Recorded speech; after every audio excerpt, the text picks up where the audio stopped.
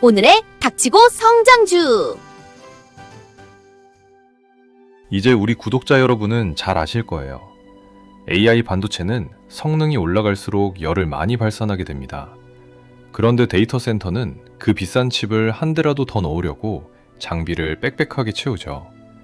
성능도 오르고 밀도도 오르니 열이 감당하기 어려운 수준까지 쌓입니다. 여기서 한계가 옵니다. 지금까지는 선풍기처럼 공기로 식혔는데 엔비디아의 최신 고밀도 장비들은 공기만으로 열을 다 빼내지 못합니다. 그래서 나온 방법이 액체 냉각입니다. 냉각액을 서버 안까지 직접 흘려보내 열을 실어 내보내는 거죠. 그런데 새로운 문제가 생깁니다. 비싼 전자장비 바로 옆으로 액체가 흐릅니다. 한 방울만 새도 서버 고장과 가동 중단으로 이어지죠. 그래서 이 냉각액이 지나가는 부품과 연결부에는 세 가지가 동시에 요구됩니다. 절대 새지 않을 것, 압력을 견딜 것, 그리고 안에 이물질 하나 남지 않을 것. 오늘 이야기할 회사는 바로 그 부품을 만듭니다. 그런데 이 회사, 원래는 자동차 부품을 만들던 회사입니다. 이름은 NN, 종목 코드는 NNBR입니다. 지난주 발표한 2분기 매출은 1억 2,870만 달러로 19.3% 늘었고, 조정 이비타는 1,790만 달러로 36.1% 증가했습니다. 회계 기준 영업손익도 150만 달러 적자에서 100만 달러 흑자로 돌아섰고, 회사는 올해 전망을 모두 올려잡았습니다. 여기까지만 보면 나무랄 데가 없습니다. 그런데 이 회사의 공시를 하나씩 들여다보면 그 좋은 숫자만으로는 설명되지 않는 대목이 세 군데 나옵니다. 첫 번째 의문은 정체입니다. 40년 넘게 자동차 부품을 만들던 회사가 어떻게 AI 냉각 부품 공급망에 들어갔을까요?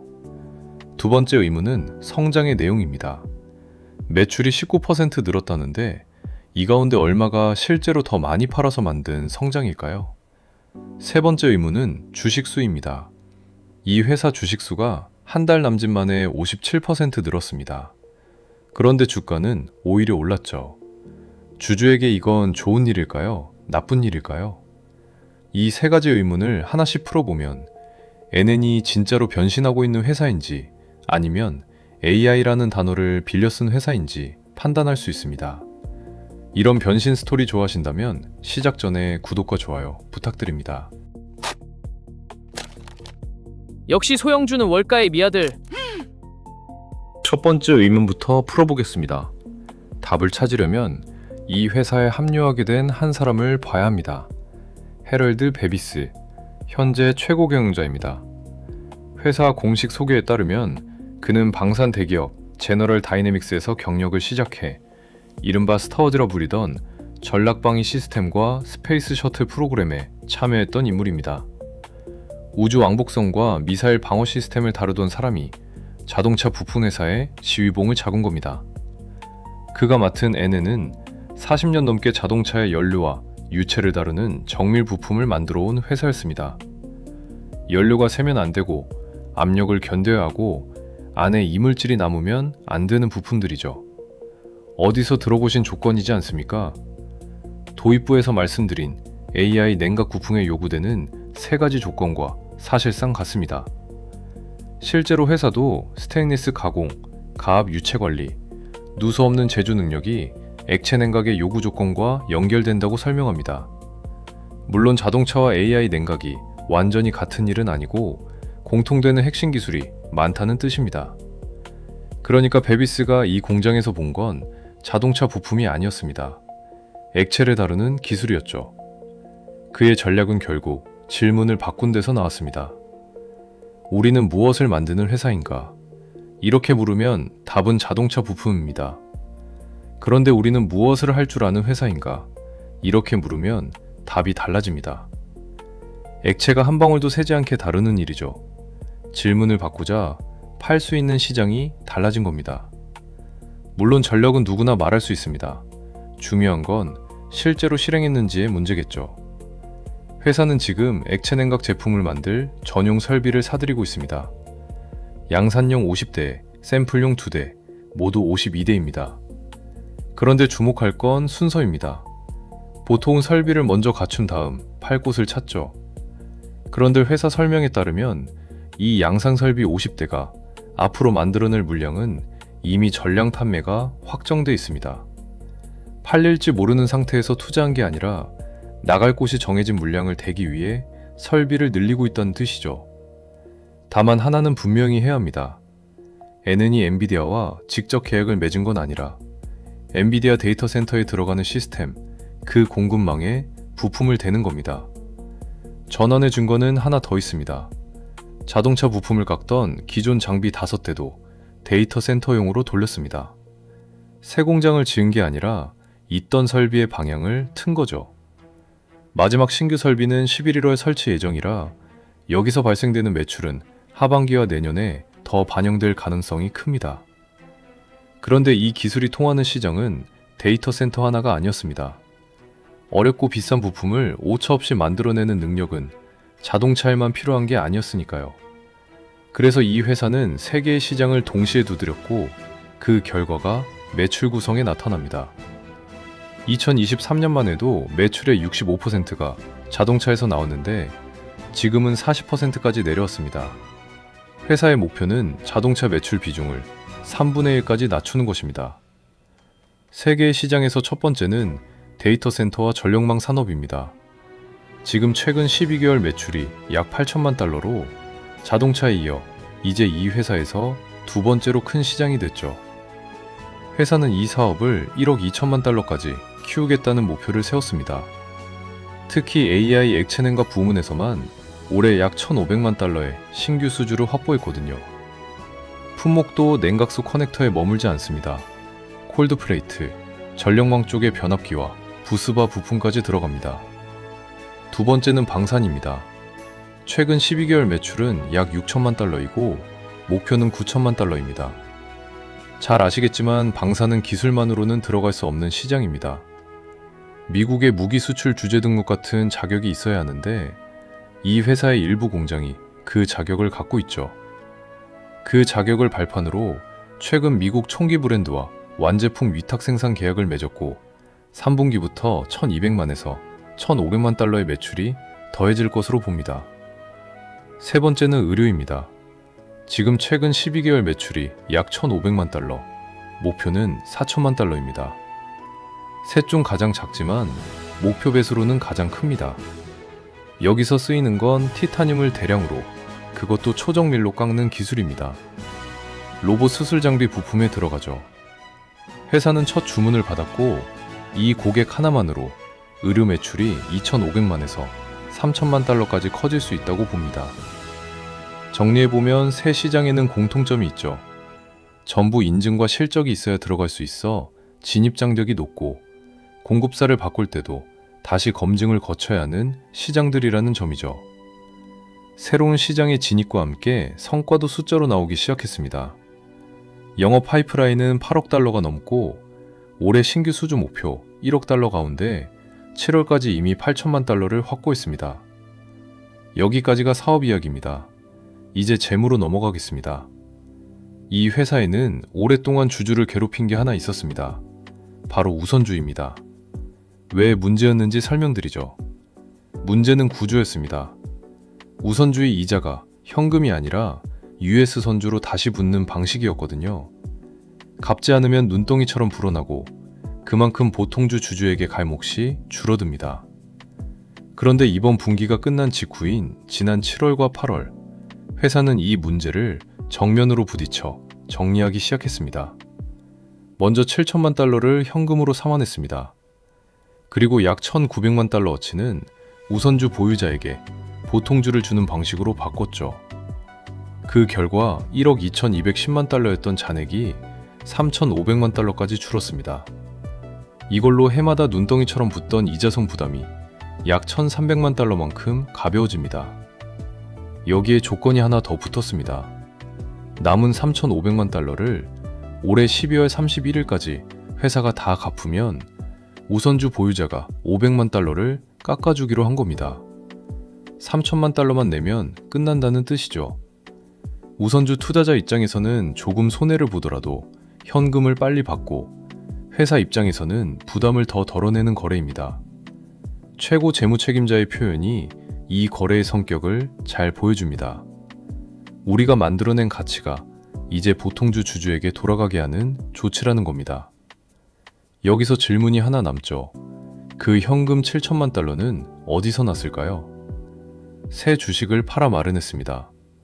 주당 3달러 6센트에 2,450만 주를 새로 발행했고 여기에 우선주를 보통주로 바꿔준 550만 주가 더해졌습니다. 그래서 6월 말 약 5,257만 주였던 주식수가 8월 5일에는 약 8,258만 주가 됐습니다.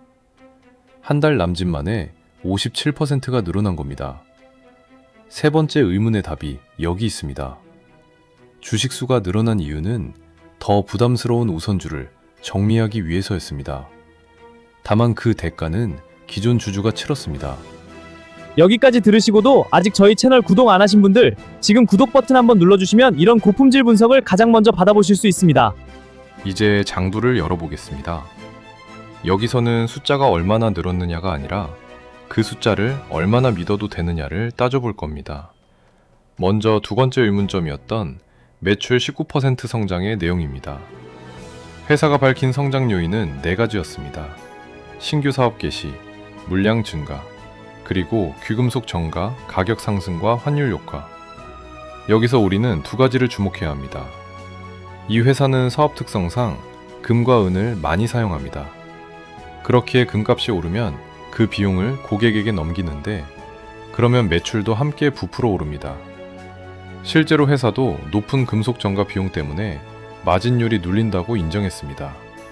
즉 19%를 전부 물량 성장으로 읽으면 안 됩니다. 다음으로 앞서 확인한 주식수 57% 희석은 투자자가 보는 숫자 2가지를 바꿉니다. 바로 주당 이익과 시가총액이죠. 먼저 주당 이익입니다. 회사가 발표한 2분기 조정 주당 순이익은 11센트, 조정 순이익은 550만 달러입니다. 그런데 이 11센트는 약 5,026만 주 기준으로 계산된 숫자입니다. 같은 550만 달러를 현재 약 8,258만 주로 단순히 나눠보면 약 7센트가 됩니다. 자금 조달 이후엔 우선주 부담과 금융비용도 달라지니 이게 그대로 실제 주당 순이익이 된다는 뜻은 아니지만 희석의 크기를 체감하기엔 충분하죠. 다음은 시가총액입니다. 일부 금융 사이트에는 이 회사 시가총액이 1억 8천만 달러 수준으로 표시됩니다. 새 주식을 반영하지 않은 낡은 숫자죠. 현재 주식수를 적용하면 3억 달러에 가깝습니다. 지금 검색해서 보고 계신 시가총액이 틀렸을 수 있다는 뜻입니다. 다음은 현금의 질을 살펴보겠습니다. 상반기 영업활동 현금 흐름은 1,180만 달러였기에 설비 투자 850만 달러를 빼면 330만 달러가 남죠. 그런데 이 영업현금 안에는 세금 관련 현금 유입 1,270만 달러가 들어있습니다. 그 1,270만 달러를 단순히 제외해보면 상반기 영업현금 흐름은 다시 마이너스로 돌아갑니다. 그렇다고 나쁜 소식만 있는 건 아닙니다. 주정 이비타 마진은 2023년 이후 3년에 걸쳐 꾸준히 올라 올해 상반기 13%에 이르렀습니다. 한 분기 반짝이 아니라는 게 중요하죠. 회사의 재무 방향은 개선되고 있습니다. 다만 아직 도착하지는 않았습니다. 이제 남아있는 위험 요소 4가지를 짚겠습니다. 첫째, 수요 가시성입니다. 최고 경영자 본인이 말하기를 우리는 수요를 통제하지 못하고 있고 가시적으로 볼 수 있는 시장의 상황은 이번 분기 정도라고. 게다가 4분기는 통상 가장 비수기입니다. 둘째, 매출의 중국 집중입니다. 하필 가장 잘 나가는 AI 냉각 부품의 생산 능력이 중국 우시에 몰려 있습니다. 무역 갈등이나 수출 통제가 강화되면 성장 엔진이 직접 타격을 받는 구조죠. 셋째, 사업부별 온도차입니다.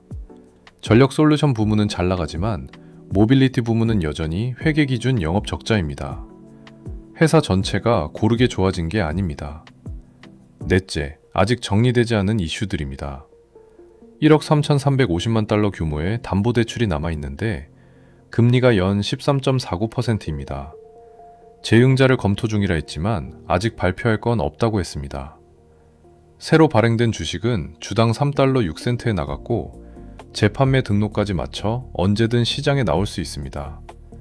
주가도 올해 초 1달러 34센트에서 3달러 60센트대까지 약 170% 올라 지금은 기대가 상당 부분 반영된 자리입니다. 이제 최종 정리하겠습니다. NN은 AI라는 단어를 빌려 쓴 회사가 아닙니다. 40년 넘게 쌓은 정밀 유체 기술을 AI 서버 냉각으로 옮겼고 새 설비가 만들어낼 물량은 나갈 곳이 이미 정해졌습니다. 자동차 비중은 65%에서 40%로 내려왔고 주주를 짓누르던 우선주도 대부분 정리했습니다. 하지만 냉정하게 봐야 합니다. 매출 성장 19%에는 금속 가격 정가와 환율이 섞여 있고 주식수는 한 달 남짓 만에 57% 늘었습니다. 현금 흐름에는 세금 환급이 들어있고 연 13%가 넘는 대출도 남아 있습니다. 그래서 앞으로의 실적에서 4가지는 꼭 확인하셔야 합니다. 첫째, 최근 12개월 약 8천만 달러인 데이터 센터와 전력망 매출이 회사가 제시한 1억 2천만 달러 목표를 향해 실제로 성장하는가. 둘째, 남은 우선주 3,500만 달러를 올해 안에 정리하는가. 셋째, 연 13%짜리 대출을 더 싼 돈으로 갈아탈 수 있는가. 넷째, 세금 환급을 뺀 현금 흐름이 진짜 흑자로 돌아서는가. 이제 월가의 미아들의 한 줄 평입니다. 회사의 변신은 성공하고 있습니다. 이제 남은 문제는 그 성공이 회사의 성장이 아니라 주당 가치의 성장으로 이어질 수 있느냐입니다. 회사의 기술 적용 범위는 확장되었고 시장도 열렸습니다. 남은 질문은 하나죠. 그 냉각액이 지나간 자리에 남는 돈이 주주의 몫이 되는 순간은 언제 올까요? 여러분 생각은 어떠십니까? NN은 AI 인프라 뒤에 숨은 대박 부품주가 될까요? 아니면 아직 주당 가치를 증명하지 못한 턴어라운드 회사일까요? 댓글로 여러분의 생각을 남겨주십시오. 오늘 영상이 도움이 되셨다면 좋아요와 구독 부탁드립니다. 월가가 외면한 이야기 뒤에서 진짜 숫자를 계속 추적하겠습니다. 언제나 차가운 숫자로 팩트 폭행을 날려주는 월가의 미아들이었습니다. 성투하십시오. 빅테크 말고 성장주